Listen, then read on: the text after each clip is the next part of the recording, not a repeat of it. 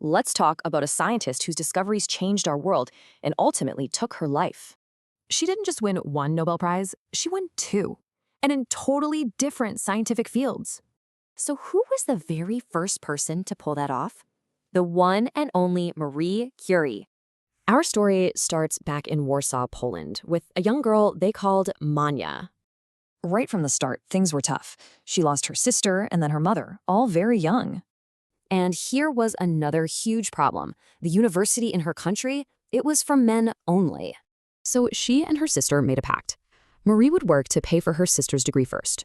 Once in Paris, she became Marie. She was poor, but her passion for learning was totally unstoppable.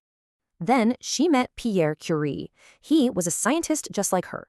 A legendary partnership was born. They started looking into this weird ore called pitchblende. Turns out it was hiding a pretty big secret. So in their very basic lab, they got to work trying to figure out this mystery.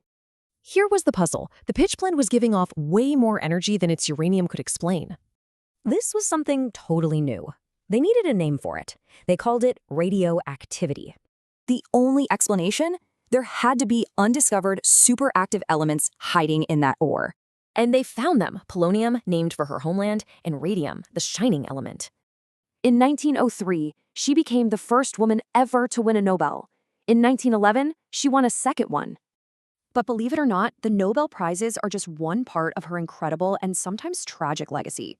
After Pierre's tragic death, she took his job, becoming the Sorbonne's first female professor. During World War I, she even created mobile X-ray units that helped over 1 million soldiers.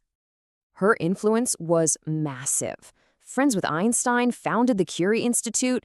Even her daughter won a Nobel. Tragically, the very radiation she dedicated her life to was also what caused her death.